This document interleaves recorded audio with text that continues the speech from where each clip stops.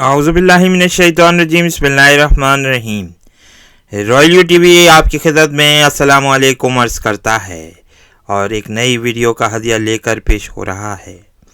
आज की वीडियो थोड़ी सी तवील होगी। इसमें हम अपनी उस रिसर्च को आपके सामने रखेंगे जिसमें इस बात पर बहस की जाएगी दरहकीकत रूम से क्या मुराद है। रसूल अल्लाह सल्लल्लाहु अलैहि वसल्लम की अहादीस में रूमियों से लड़ाई का जो ज़िक्र आता है उससे हम क्या नताइज अख़ज़ कर सकते हैं। साथ ही साथ हज़रत उम्मे हराम रज़ी अल्लाह ताला अन्हा की बयान करदा वो हदीस बयान की जाएगी जिसमें आप सल्लल्लाहु अलैहि वसल्लम ने मुसलमानों को जन्नत की खुशखबरी दी थी।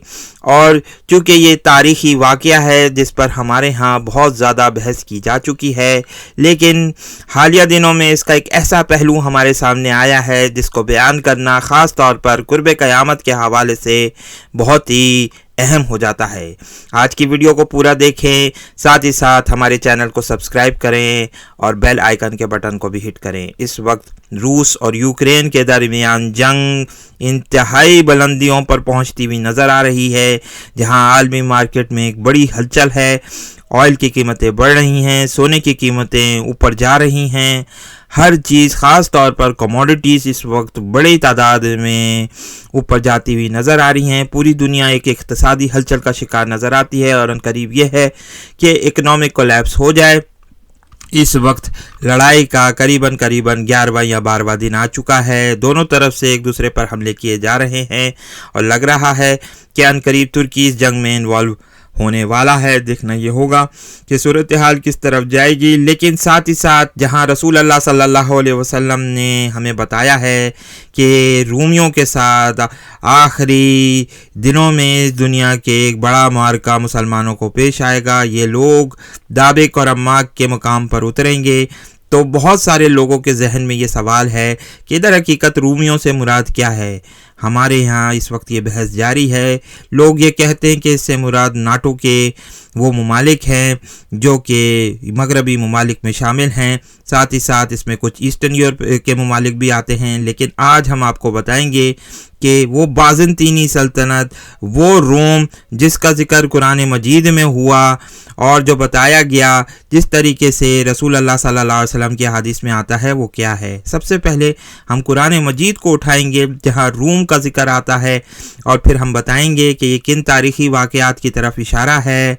जहाँ सूरह रूम की पहली आयत को पढ़ने से हमें पता चलता है कि कुरान मजीद ने इशारा किया था कि रूम क्या है।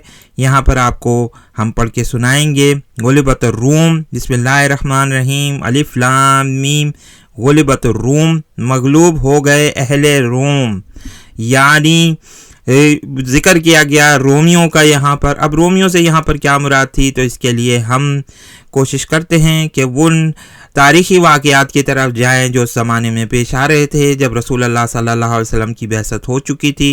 जैसा कि हमने अपनी पिछली वीडियोस में आपको बताया था कि उस ज़माने में एक वर्ल्ड वॉर जारी थी जिसमें सासानियों यानी ईरानियों और बाज़ंतीनी सल्तनत के दरमियान मुकाबला जारी था। तो यहाँ इन बातों से साफ ज़ाहिर होता है कि कुरान का इशारा उस बाज़ंतीनी सल्तनत की तरफ था जो ज़माने में सासानियों के साथ बरसरे पैकार थी। अब आगे बढ़ते हैं। फ़ी अदनिल अर्दी वहुम मिन बादी गलबिहिम सयगलिबून, नज़दीक के मुल्क में और वो अपने मगलूब होने के बाद अनकरीब गालिब आ जाएंगे। नज़दीक के मुल्क की बात की गई तो यहाँ नज़दीक के मुल्क से मुराद वो शाम का इलाका था, फ़लस्तीन का इलाका था जब वो मगलूब हो गए थे। ये उसी ज़माने में आयात नाजिल हुई जब सासानी यरूशलेम के इलाके में दाखिल हो गए थे और पूरे यरूशलेम को आग लगा दी गई थी। ख़ास तौर पर इनको यहूदियों की मदद भी हासिल थी जिन्होंने वहाँ मौजूद ईसाइयों के गिरजाघरों को आग लगा दी गई थी। साथ साथ ये भी हुआ था कि जिस सलीब पर ईसाइयों के अकीदे के मुताबिक हज़रत ईसा अलैहिस्सलाम को मसलूब किया गया था वो भी छीन ली गई थी और एक ईसाई बड़े ही पैमाने पर, रूमी जो थे उस ज़माने में बड़े पैमाने पर एक बहुत बड़ी शिकस्त का सामना कर रहे थे। आइए अब आपको बताते हैं کہ یہاں پر کیا بات کی گئی تھی، جس سلطنت کے متعلق بازنطینی سلطنت کے متعلق بات کی گئی وہ آپ کو بتاتے چلیں اس کی تاریخ، تاکہ روم کا کانسیپٹ آپ کے ذہنوں میں کلیئر ہو چکے۔ یہاں آپ کو بتاتے چلیں کہ یہ بازنطینی سلطنت بنیادی طور پر قدیم اہل روم کی سلطنت تھی، جو دو حصوں میں ڈیوائیڈ ہو گئی تھی، ایک ویسٹرن امپائر میں اور ایک ایسٹرن امپائر میں ڈویژن ہو گئی تھی۔ تقریباً پورے یورپ پر اٹلی کے لوگوں کا قبضہ تھا، روم کے لوگوں کا قبضہ تھا، اور اس کے بعد پھر یہ ہوا کہ 4ویں صدی عیسوی میں جب اہل تاتار اور دیگر دوسرے ہن قبائل نے ان پر حملہ کیا، تو اس سے ان کی جو ایسٹرن سلطنت تھی اس کو ضرورت یہ محسوس ہوئی کہ وہاں دارالحکومت قائم کیا جائے۔ یہی وہ وجوہات تھیں کہ اس زمانے میں پھر بازنطینی سلطنت کا دارالحکومت قسطنطنیہ کی فارمیشن ہوئی۔ قسطنطین اعظم نے عیسائی مذہب قبول کیا اور پھر قسطنطنیہ کی بنیاد رکھی۔ یہ تقریباً 324 کا واقعہ ہے، 4 صدی عیسوی کا واقعہ ہے۔ پھیلتے پھیلتے یہ سلطنت اتنی زیادہ بڑی ہو چکی تھی، جس کو آپ دیکھ سکتے ہیں کہ یہاں پر اس کے بہت سارے علاقے شامل تھے، جس میں افریقہ کا علاقہ بھی شامل تھا، اس میں اسپین کا علاقہ تھا، اور پھر ساتھ ہی ساتھ اناطولیہ کا علاقہ اور اوپر کے اٹلی کے کچھ علاقے تھے جس میں شامل ہوا کرتے تھے۔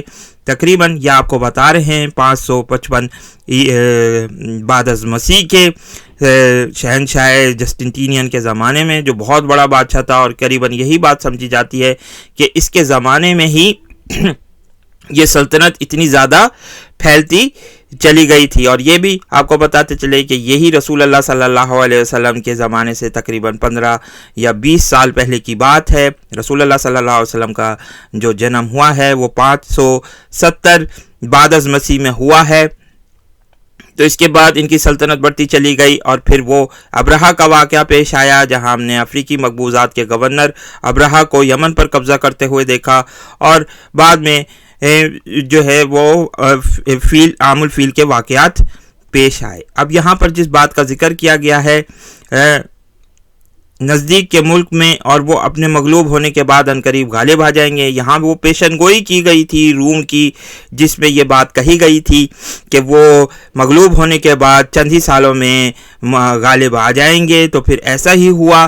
ہم نے یہ دیکھا کہ ہیراکلیس ہرکل اعظم کے زمانے میں اس نے پیچھے سے پلٹ کر کیسپین سی کے راستے سے ساسانی سلطنت پر حملہ کیا، اور اس کے دارالحکومت دستگرد کو آگ لگا دی گئی تھی، اور پھر اس طریقے سے خسرو پرویز، جس نے رسول اللہ صلی اللہ علیہ وسلم کا خط پھاڑ دیا تھا، اس کو اس کے بیٹے ہی نے بعد میں قتل کر دیا۔ اور پھر ہم نے دیکھا کہ خلفائے راشدین کے زمانے میں ساسانی سلطنت کا خاتمہ ہو گیا تھا۔ ساسانی سلطنت کے متعلق تھوڑا سا آپ کو بتاتے چلیں کہ یہ بہت بڑی سلطنت قائم ہوئی ایک زمانے میں، قریباً 3 صدی عیسوی میں یہ قائم ہوئی۔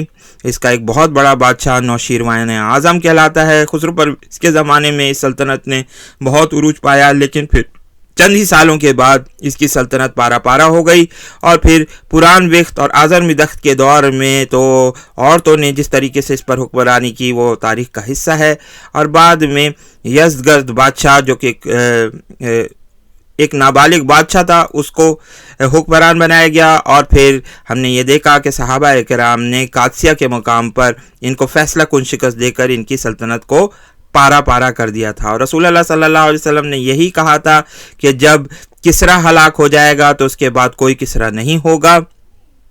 تو یہ واقعات ہمیں ملتے ہیں تاریخ میں، لیکن پھر بعد میں ہمیں یہ نظر آیا کہ جو قسطنطین اعظم کی قائم کردہ سلطنت بازنطینی سلطنت تھی، اس نے آگے جا کر بڑا عروج پایا، لیکن پھر اس کو بھی اپنے مقبوضات سے دستبردار ہونا پڑا تھا مسلمانوں کے ہاتھوں، اور یہ سمٹتے سمجھتے صرف اناطولیہ کے علاقے تک محدود ہو کر رہ گئی تھی، جس کو ہم آج موجودہ دور میں ترکی کہا جاتا ہے۔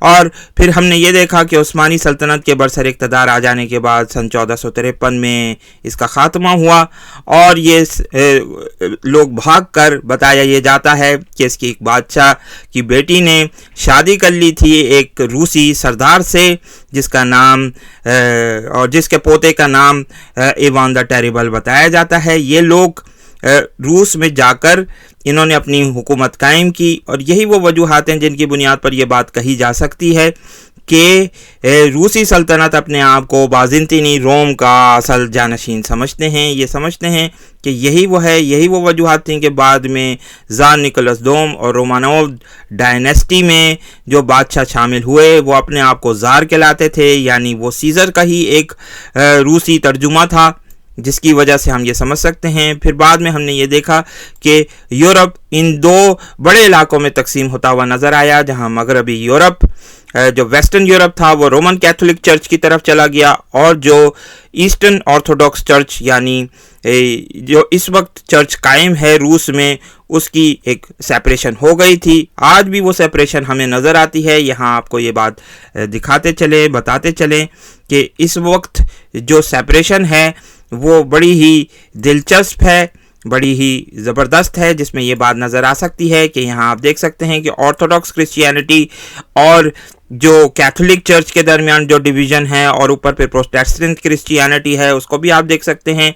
इस वक्त ये नज़र आ रहा है कि रूस और नेटो के दरमियान जो जंग है उसमें मजहबी अंसर बहुत ज़्यादा शामिल है, जहां ऑर्थोडॉक्स क्रिश्चियनिटी अपने आप को बाज़ंतीनी रोम का वारिस करार देते हुए इस वक्त मगरबी यूरोप पर हमला आवर है। मशरक़ी यूरोप और मगरबी यूरोप के दरमियान एक कशमकश नज़र आ रही है, जिसमें आप ये बात साफ देख सकते हैं कि रोमन कैथोलिक चर्च और ऑर्थोडॉक्स क्रिश्चियनिटी के दरमियान एक शदीद कशमकश है। और यूक्रेन चूंकि इसकी सरहद पर वाक़ है, यहाँ आपको ये बात इस वीडियो में देख सकते हैं, इस तस्वीर में, कि जहाँ आपको नज़र आ रहा है कि यूक्रेन के बाद पोलैंड शुरू होता है, और पोलैंड ही रोमन कैथोलिक चर्च में शामिल है। यहाँ ज़्यादातर जो ईसाई हैं वो कैथोलिक हैं, इसके बाद जर्मनी है, जर्मनी प्रोटेस्टेंट है, और बाकी दीगर मगरबी यूरोप के जो ममालिक हैं वो कैथोलिक क्रिश्चियनिटी से बिलोंग करते हैं। तो इस मार्के में हमें ये चीज़ भी नज़र आ रही है कि पुरानी वो अदावत जो कि कैथोलिक चर्च के और ऑर्थोडॉक्स क्रिश्चियनिटी के दरमियान थी वो नज़र आ रही है। अब हालिया दिनों में ये नज़र आ रहा है कि यूक्रेन के मार्के के बाद एक और मार्का हमें दरपेश होगा, जहां ट्रांसनिस्ट्रिया नाम का एक इलाका, जो कि एक छोटा सा इलाका है और जिस पे मोल्दोवा, रोमानिया और रूस का झगड़ा है। इस वक्त ट्रांसनिस्ट्रिया में रूस की फ़ौजें मौजूद हैं, और रूस ये चाहता है कि इस इलाके को अपने अंदर जम कर ले। मोल्दोवा नाटो में शामिल नहीं है, लेकिन रोमानिया शामिल है। इस पर इंशाल्लाह एक मज़ीद मुफस्सिल वीडियो हम बनाएंगे, और इस जो कॉन्फ्लिक्ट है इसको उजागर करने की कोशिश करेंगे। लेकिन इस वक्त ये नज़र आ रहा है कि यूक्रेन के मार्के के बाद ट्रांसनिस्ट्रिया की बारी आएगी, और मोल्दोवा को भी अपने अंदर रूस जम करने की कोशिश करेगा। इधर ये नज़र आ रहा है कि नाटो इस वक्त ये कह रहा है कि फ्रांस और दीगर जो ममालिक हैं वो सही कोऑपरेट नहीं कर रहे। यही वो वजूहात हैं कि फ्रांस में जो लीडर्स हैं वो ये कह रहे हैं कि हम नाटो से निकल जाएंगे। यहाँ ये एक बहुत ही दिलचस्प सूरत हाल सामने आ रही है, जिससे नाटो के दरमियान होने वाली जो कॉन्फ्लिक्ट हैं वो नज़र आ रहे हैं, और ये महसूस हो रहा है कि इस वक्त कैथोलिक ईसाई और ऑर्थोडॉक्स क्रिश्चियनिटी के दरमियान जो मार्का है वो नज़र आ रहा है। लेकिन हम ये बारहा अपनी वीडियोज़ में कहते चले आए हैं कि अनकरीब ये जो मार्का है ये सेटल हो जाएगा, और फिर वही चीज़ नज़र आएगी कि रूस की क़यादत में रूमी यानी बाज़ंतीनी रोम के जो रूस जिसकी नुमाइंदगी इस वक्त कर रहा है उसकी क़यादत में मुत्तहिद होकर ये लोग हमला करेंगे। नाटो उस वक्त तक बिखर चुका होगा, नाटो का कोई वजूद नहीं होगा, बल्कि रूस इन वाइट क्रिश्चियंस की क़यादत कर रहा होगा, इन सफ़ेद फामों की क़यादत कर रहा होगा, जिसको हम रसूल अल्लाह सल्लल्लाहु अलैहि वसल्लम ने जिसको अपनी अहादीस में बनू पर करार दिया है।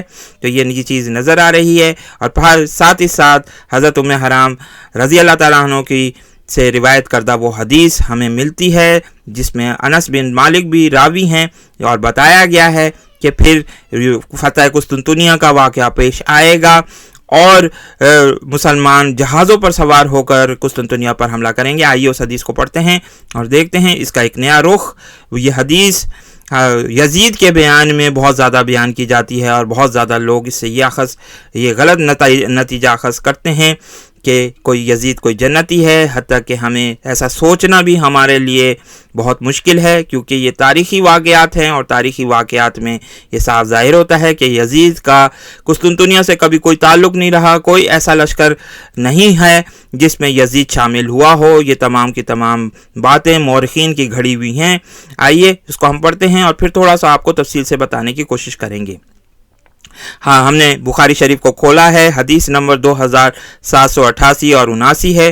ہم سے عبداللہ بن یوسف نے بیان کیا امام مالک سے، انہوں نے اسحاق بن عبداللہ بن ابی طلحہ سے، اور انہوں نے انس بن مالک رضی اللہ تعالیٰ عنہ سے سنا۔ آپ بیان کرتے ہیں کہ رسول اللہ صلی اللہ علیہ وسلم ام حرام رضی اللہ تعالیٰ عنہ کے ہاں تشریف لے جایا کرتے تھے۔ یہ انس کی خالہ تھیں جو عبادہ بن ثابت کے نکاح میں تھیں۔ یہ رسول اللہ صلی اللہ علیہ وسلم کی خالہ تھیں، ان کی محرمات میں سے تھیں، اس لیے رسول اللہ صلی اللہ علیہ وسلم ان کے گھر آیا جایا کرتے تھے، اور ان سے پردہ بھی نہیں تھا رسول اللہ صلی اللہ علیہ وسلم کا۔ ایک دن رسول اللہ صلی اللہ علیہ وسلم تشریف لے گئے تو انہوں نے آپ صلی اللہ علیہ وسلم کی خدمت میں کھانا پیش کیا، اور آپ کے سر سے جوئیں نکالنے لگیں۔ اس عرصے میں آپ صلی اللہ علیہ وسلم سو گئے۔ جب بیدار ہوئے تو آپ صلی اللہ علیہ وسلم مسکرا رہے تھے۔ ام حرام نے بیان کیا کہ میں نے پوچھا، یا رسول اللہ صلی اللہ علیہ وسلم، آپ کس بات پر ہنس رہے ہیں؟ آپ صلی اللہ علیہ وسلم نے فرمایا، میری امت کے کچھ لوگ میرے سامنے اس طرح سے پیش کیے گئے کہ وہ اللہ کے راستے میں غزوہ کرنے کے لیے دریا کے بیچ میں سوار اس طرح سے جا رہے ہیں جس طرح بادشاہ تخت پر ہوتے ہیں، یا جیسے بادشاہ تخت رواں پر سوار ہوتے ہیں، یعنی سمندر کے راستے سے حملہ ہوگا۔ یا یہاں پر بات کی گئی ایک اور حدیث میں ہمیں ملتا ہے کہ وہ میرا پہلا لشکر جو کہ کیسر کے شہر پر حملہ کرے گا وہ جنتی ہے، اور اسی طرف یہ اشارہ ہوا، اور بعد میں پھر یہ نظر آیا کہ حضرت ام حرام رضی اللہ تعالیٰ عنہ نے قبرص کے جزیرے پر اس لشکر کے ساتھ یہ شامل تھیں جس نے قبرص کے جزیرے پر حملہ کیا اور اس کو فتح کیا، اور پھر وہیں ان کی شہادت ہوئی۔ ہم اس کی طرف آتے ہیں۔ یہ شخص اسحاق راوی کو تھا، انہوں نے بیان کیا کہ میں نے عرض کیا، یا رسول اللہ صلی اللہ علیہ وسلم دعا فرمائیے کہ اللہ مجھے بھی انہی میں سے ایک کر دے۔ رسول اللہ صلی اللہ علیہ وسلم نے ان کے لیے دعا فرمائی، اور پھر آپ اپنا سر رکھ کر سو گئے، یعنی رسول اللہ صلی اللہ علیہ وسلم نے دعا کری کہ آپ ام حرام جو ہیں وہ اس جنتی لشکر میں شامل ہوں جو کیسر کے پہلے شہر پر حملہ کرے گا، جس سے مراد قبرص کا جزیرہ تھا۔ اس مرتبہ بھی جب آپ بیدار ہوئے پھر آپ اپنا سر رکھ کر سو گئے۔ اس مرتبہ بھی آپ جب بیدار ہوئے تو مسکرا رہے تھے۔ اب یہاں پر یہ غور کیجئے کہ رسول اللہ صلی اللہ علیہ وسلم نے دوسری مرتبہ جو خواب دیکھا ہے وہ سب سے پہلے لشکر کی جو بات کی گئی جو قسطنطنیہ یعنی قبرص پر حملہ کرے گا وہ ہے، اور پھر دوسرے لشکر کی بات کری جو آخری لشکر ہوگا جس کی قیادت حضرت امام مہدی علیہ السلام کر رہے ہوں گے، اسی کو خواب میں دیکھا تو مسکرا رہے تھے۔ میں نے پوچھا، یعنی حضرت ام حرام نے پوچھا، یا رسول اللہ صلی اللہ علیہ وسلم کس بات پر آپ ہنس رہے ہیں؟ آپ صلی اللہ علیہ وسلم نے فرمایا، میری امت کے کچھ لوگ میرے سامنے اس طرح پیش کیے گئے کہ وہ اللہ کی راہ میں غزوہ کے لیے جا رہے تھے، یعنی پہلے کی طرح، یعنی جس طرح سے پہلے لشکر نے حملہ کیا تھا اسی طریقے سے یہ آخری لشکر بھی جو ہے وہ حملہ کرے گا انشاءاللہ۔ ایسے ہی واقعات پیش آئیں گے جیسا کہ نظر آیا ہمیں صحابہ کرام کے زمانے میں۔ اس مرتبہ بھی فرمایا، انہوں نے بیان کیا، میں نے رسول اللہ صلی اللہ علیہ وسلم سے عرض کیا، یا رسول اللہ صلی اللہ علیہ وسلم، اللہ سے میرے لیے دعا کیجئے کہ وہ بھی مجھے ان میں سے کر دے۔ یعنی حضرت ام حرام نے ایک دفعہ پھر دعا کی کہ یا رسول اللہ علیہ وسلم ذرا دعا کیجئے میرے لیے، فرمایا کہ دعا کیجئے میرے لیے کہ مجھے بھی اس دوسرے لشکر میں شامل ہو۔ تو آپ صلی اللہ علیہ وسلم نے اس پر فرمایا کہ تو سب سے پہلی فوج میں شامل ہوگی، یعنی پہلے لشکر میں شامل ہوگی، دوسرے لشکر میں نہیں ہوگی۔ یہاں صاف ظاہر تھا کہ پہلا لشکر جو تھا وہ صحابہ اکرام کے زمانے میں حملہ کرے گا، اور جو دوسرا لشکر ہوگا وہ یقینی طور پر حضرت امام مہدی علیہ السلام کی قیادت میں حملہ کرے گا۔ یہ بالکل ایسی ہی حدیث ہے جیسا کہ حضرت ابو ہریرہ رضی اللہ تعالیٰ عنہ سے رسول اللہ صلی اللہ علیہ وسلم نے غزوہ ہند کے متعلق فرمایا تھا کہ دور ہے، یعنی ابو ہریرہ تمہیں اس میں شرکت کا موقع نہیں ملے گا جو بحری راستے سے جہاد کرے گی۔ اب یہاں پر ایک حاشیہ لگایا گیا ہے جس سے ہم تھوڑا سا ڈس ایگری کرتے ہیں۔ چنانچہ جب حضرت امیر معاویہ کے زمانے میں उम्मे हराम रज़ी अल्लाह ताला अन्हा ने बहरी सफ़र किया। जब समंदर से बाहर आई तो इनकी सवारी ने उन्हें नीचे गिरा दिया और इसी हादसे में इनकी वफ़ात हो गई। बहुत सारे मौरख़ीन कहते हैं कि ये वाक़या बहुत पहले पेश आ चुका है और ये अमीर मुआविया के ज़माने में पेश नहीं आया था।